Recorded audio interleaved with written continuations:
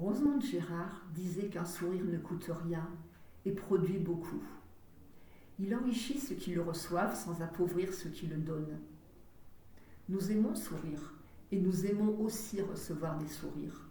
Mais nous n'avons pas toujours la bouche adéquate ou celle qui nous convient, des dents bien alignées, bien blanches, des gencives bien plaquées, comme ceux des actrices et acteurs que l'on voit dans nos séries préférées, ou celles qu'on voit à la télévision avec des pubs sur des dentifrices qui lavent plus blanc que blanc.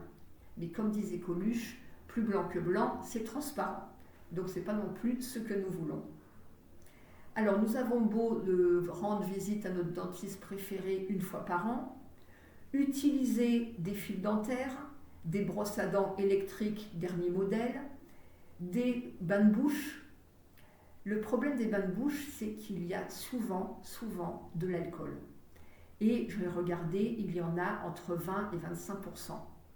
Le problème de l'alcool qu'il y a dans ces bains de bouche, c'est qu'il détruit la flore naturelle buccale, les germes et les bactéries nécessaires présents dans notre bouche et essentiels à notre système digestif. Alors que faire dans ces cas-là ? Eh bien tout simplement faire encore appel à Dame Nature, utiliser le naturel, et nous sommes de plus en plus nombreux à nous tourner vers les produits naturels. Alors les 4 premiers que je vais citer, ils sont à utiliser avec modération, parce qu'ils sont quand même assez forts et qu'ils risquent d'avoir une abrasion au niveau de l'émail, voilà, et au niveau des muqueuses, donc ce qui n'est pas une bonne solution. Donc utilisez-les une fois par semaine, c'est suffisant. Et dans les autres cas, alternez. Ce qui est bien, c'est d'alterner pour avoir justement tous les effets bénéfiques de chaque plante et chaque solution que je vais vous donner et que vous connaissez également pour certains ou d'autres que vous connaissez déjà. Donc n'hésitez pas à les rajouter dans les commentaires. Alors le vinaigre de cidre, qui est antibactérien et qui va rééquilibrer le pH buccal. Il y a l'eau citronnée pour son action blanchissante et antibactérienne. Le bicarbonate de soude, qui est blanchisseur des dents et qui va nettoyer justement également les taches grâce à son action abrasive. Et l'eau salée pour éliminer également les taches dentaires et désinfecter. Pour le côté eau salée, moi j'utilise le sel de l'Himalaya, le sel rose de l'Himalaya, qui est beaucoup moins fort, abrasif et qui est très bon pour la santé en plus. Voilà, vous pouvez l'utiliser largement en cuisine. Il est bon pour énormément de choses, mais j'y reviendrai dans une autre vidéo. Voilà. Ensuite, dans les côtés naturels, côté plantes, vous avez le clou de girofle, qui est bien connu par les dentistes, et vous le connaissez aussi, surtout pour ses propriétés anesthésiantes et qu'on utilise en cas de douleur dentaire. Le clou de girofle, il est antibactérien, il est anti-infectieux et il a des propriétés anesthésiantes. Il y a l'aloe vera qui régénère les gencives et aide à les désenflammer. Voilà, ça c'est très bien aussi et évite également les saignements. Le persil et la menthe pour la bonne haleine. La sauge et l'eucalyptus qui sont très intéressants au niveau de l'hygiène buccale et qui sont également anti-inflammatoires naturels. Vous avez également la camomille qui est très douce au niveau des gencives et qui les répare. Et le calendula qui est cicatrisant. Le thym qui renforce les gencives et qui est également antibactérien. Côté huiles essentielles, il y en a 2, notamment qui sont un peu plus efficaces que d'autres.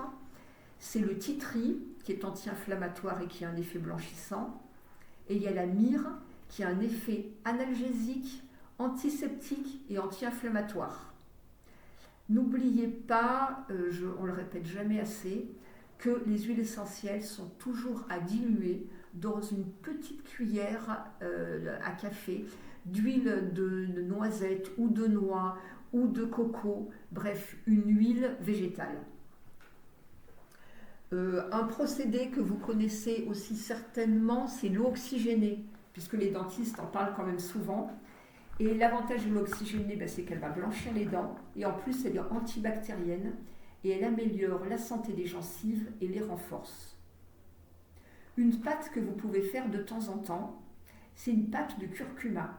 Donc vous mélangez un petit peu de curcuma avec de l'eau, vous en faites une pâte un petit peu épaisse, vous l'appliquez en massant légèrement vos gencives, vous laissez agir 1 minute, guère plus, parce qu'après il va y avoir quand même cet effet teintant qui est embêtant, hein. On est quand même là pour blanchir nos dents et pour en améliorer l'aspect, non pas pour l'empirer. Et par contre, rincez abondamment. Le curcuma est non seulement antibactérien, mais il est anti-inflammatoire.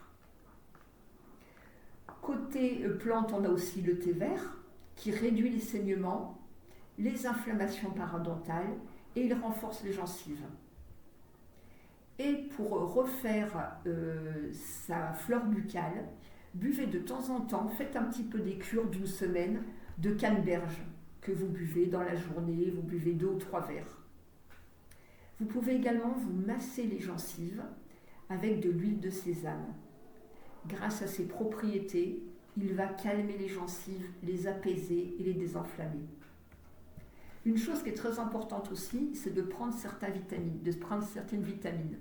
Alors moi, je ne suis pas toujours pour prendre des vitamines substitutives.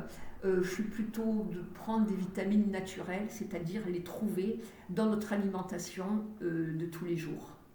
Donc les oméga 3, que vous trouverez surtout dans les poissons gras, la vitamine C que vous trouverez dans les agrumes, citron, orange, et dans les fruits et légumes colorés, les fruits rouges, les poivrons, la salade, les épinards, par exemple. Et la vitamine D que vous trouverez dans le lait de vache, les poissons gras, les céréales complètes, le jaune d'œuf et les champignons également, entre autres. Cette liste n'est pas exhaustive. Avec tous ces petits trucs que je vous donne ou redonne, ou c'est aussi peut-être un rappel, ou que je vous apprends, en tout cas, sachez que vous pouvez alterner pour avoir les bienfaits de chacun d'entre eux. Et je finirai par 3 citations que j'ai beaucoup aimées, qui sont sur le sourire étant lié à la bouche. Un jour la joie, un jour la tristesse, mais tous les jours le sourire. Ça, c'est Sébastien Fauvel qui l'a dit. Une autre phrase de Charles Trenet, « Il faut garder quelques sourires pour se moquer des jours sans joie. » Et la dernière citation, qui est anonyme, « Quand la vie te présente 1000 raisons de pleurer, montre-lui que tu as 1000 raisons de sourire. » Je vous souhaite à tous une très belle journée, belle soirée, ça dépend à quelle heure vous regardez cette vidéo. Je vous dis à bientôt et j'espère que je vous ai été un petit peu utile dans cette journée. À très bientôt, au revoir.